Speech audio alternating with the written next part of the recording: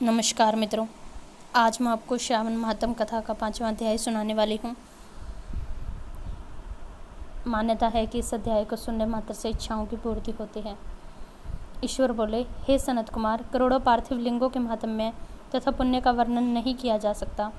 जब एकमात्र लिंग का महत्व नहीं कहा जा सकता तो फिर करोड़ों लिंगों के विषय में तो कहना ही क्या।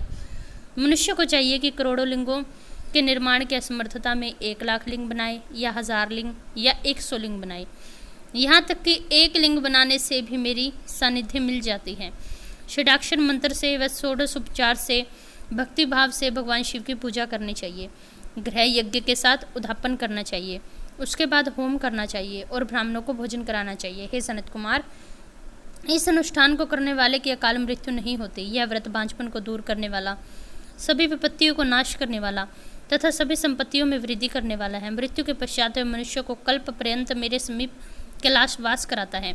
जो मनुष्य श्रावण मास में पंचामृत से शिवजी का अभिषेक करता है वह सदा पंचामृत का पान करने वाला, गोधन से संपन्न, अत्यंत मधुर भाषण करने वाला तथा त्रिपुर के शत्रु भगवान शिव का अत्यंत प्रिय होता है। जो इस मास में अनुदान व्रत करने वाला तथा हविष्यान ग्रहण करने वाला होता है वह व्रीहि आदि सभी प्रकार के धान्यों का अक्षय निधि स्वरूप हो जाता है।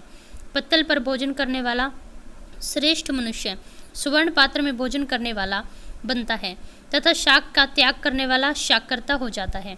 श्रावण मास में तो केवल भूमि पर सोने मात्र से कैलाश में निवास मिलता है। इस मास में एक भी दिन प्रातः स्नान कर लेने से पूरे वर्ष भर स्नान के फल का भाग्य मिलता है। इस मास में जितेंद्रिय होने से इंद्रिय बल प्राप्त होता है। इस मास में स्फटिक, पाषाण, मृत्तिका, मरकतमणि, धातु, पिष्ट, चंदन, नवनीत आदि से निर्मित अथवा अन्य किसी भी प्रकार के शिवलिंग के साथ किसी समय अभिभूत न हुए लिंग में श्रेष्ठ पूजा करने वाला मनुष्य सैकड़ों ब्रह्म हत्याओं को भस्म कर डालता है। किसी तीर्थ क्षेत्र में सूर्य ग्रहण या चंद्र ग्रहण के अवसर पर 1,00,000 जप से जो सिद्धि होती है वह इस मास में एक बार जप से हो जाती है। अन्य समय में जो 1000 नमस्कार और प्रदक्षिणाएं की जाती है उसका जो फल है वह इस मास में एक बार करने से प्राप्त होता है। मुझको प्रिय श्रावण मास में वेद पारायण करने पर सभी वेद मंत्रों की पूर्ण रूप से सिद्धि होती है। श्रद्धा युक्त होकर इस मास में 1000 बार पुरुष सूक्त का पाठ करना चाहिए अथवा कलयुग में इसका 4 गुना पाठ करना चाहिए अथवा वर्ण संख्या का 100 गुना पाठ करना चाहिए अथवा वह करने में असमर्थ हो तो आलस्यहीन होकर मात्र 100 पाठ करना चाहिए। ऐसा करने वाला मनुष्य ब्रह्महत्या आदि पापों से मुक्त हो जाता है। इनमें तनिक भी संशय नहीं है। गुरु पत्नी के साथ संसर्ग करने से जो पाप लगता है उस महान पाप का यही प्रायश्चित है। इसके समान पुण्यप्रद, पवित्र तथा पापनाशक कुछ भी नहीं। पुरुष सूक्त के जप के बिना इस मास में एक भी दिन व्यतीत नहीं करना चाहिए। जो मनुष्य इस फल को अर्थवाद करता है वह नरकगामी होता है। इस महीने में समिधा, चारु, तिल और घृत से गृह यज्ञ होम करना चाहिए।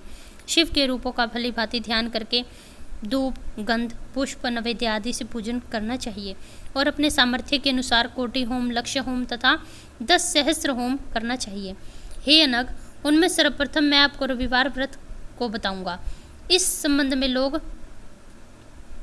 एक प्राचीन इतिहास कहते हैं। प्रतिष्ठानपुर में सुकर्मा नाम का एक द्विज था। वह दरिद्र, कृपण तथा भिक्षावृत्ति करने लगा था। एक बार वह धान्य मांगने के लिए घूमते फिरते एक नगर में गया।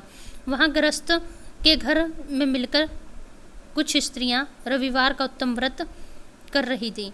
उन्हें देखकर वे स्त्रियां परस्पर कहने लगी कि इस पूजा विधि को शीघ्रतापूर्वक छिपा लो।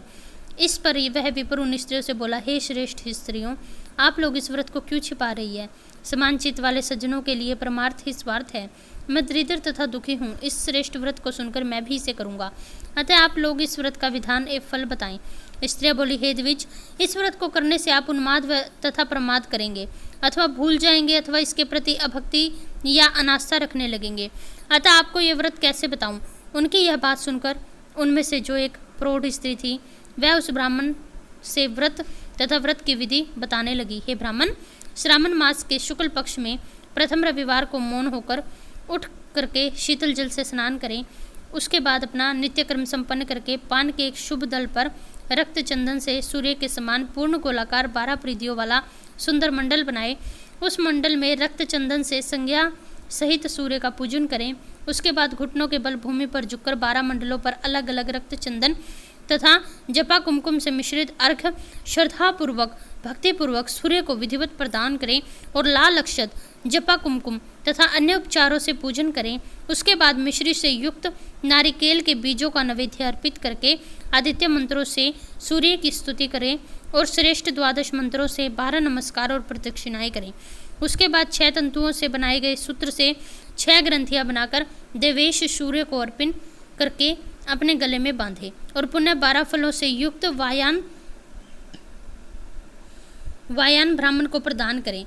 इस व्रत को विधि को किसी के सामने कहना नहीं चाहिए। हे विप्र, इस विधि से व्रत किए जाने पर धनहीन को धन प्राप्त होता है, पुत्रहीन को पुत्र प्राप्त होता है, कोढ़ी का कोढ़ दूर होता है, बंधन में पड़ा मनुष्य बंधनों से छूट जाता है और रोगी व्यक्ति रोग से मुक्त हो जाता है। हे विपेंद्र, अधिक कहने से क्या प्रयोजन। जिस अभिष्ट कामना के लिए साधक इस व्रत को करता है वह अवश्य ही उसे मिल जाती है। इस प्रकार श्रावण के 4 रविवारों को और कभी कभी 5 रविवारों को व्रत करना चाहिए। उसके बाद व्रत की संपूर्णता के लिए उद्यापन करना चाहिए। हे विपेंद्र, आप भी इसी प्रकार व्रत करें, आपकी सभी मनोकामनाएं अवश्य सिद्ध होंगी। उसके बाद उन पतिव्रताओं को नमस्कार कर ब्राह्मण अपने घर की ओर चला गया। उसने जैसा सुना था वैसे विधि से व्रत किया और अपनी दोनों पुत्रियों से को भी व्रत की विधि बताई और उस व्रत को सुनने मात्र से शिवजी के दर्शन से, उनके पूजन के प्रभाव से वे कन्याएं देवांगनाओं के समक्ष सुंदर हो गई। उसी समय से उस ब्राह्मण के घर में लक्ष्मी का प्रवेश हो गया और वह अनेकों उपायों तथा निर्मितों से धनवान हो गया। किस दिन उस नगर के राजा ने ब्राह्मण के घर से होकर राजमार्ग से जाते हुए खिड़की से उन दोनों सुंदर कन्याओं को देख लिया। तीनों लोकों में कमल, चंद्रमा आदि को भी जितनी भी सुंदर वस्तुएं हैं उन्हें वे दोनों कन्याएं अपने शरीर की कांति से तिरस्कृत कर रही थी। उन्हें देखकर राजा मोहित हुए और क्षण भर के लिए वहीं रुक गए। ब्राह्मण को शीघ्रता से बुलाकर दोनों कन्याओं का हाथ मांग लिया। उस ब्राह्मण ने हर्षित होकर राजा से अपनी बेटी का विवाह किया। उस राजा को पति के रूप में पाकर वे कन्याएं प्रसन्न हुई। वे स्वयं इस व्रत को करने लगी और पुत्र पौत्र से संपन्न हुई। हे मुने, महान ऐश्वर्य देने वाले इस व्रत को मैंने आपसे कह दिया है। हे विधिनंदन, जिस व्रत के श्रवण मात्र से मनुष्य के सभी मनोरथ सिद्ध हो जाते हैं उसके अनुष्ठान करने के फल का तो वर्णन ही क्या किया जाए। ये अध्याय यहाँ समाप्त होता है। यदि आप इसी तरह की और वीडियो पाना चाहते हैं तो आप मेरे चैनल को सब्सक्राइब करें, वीडियो को लाइक करें, हंसते रहें, मुस्कुराते रहें, अपने परिवार वालों का ध्यान रखें और कमेंट में हर हर महादेव ज़रूर लिखें। धन्यवाद।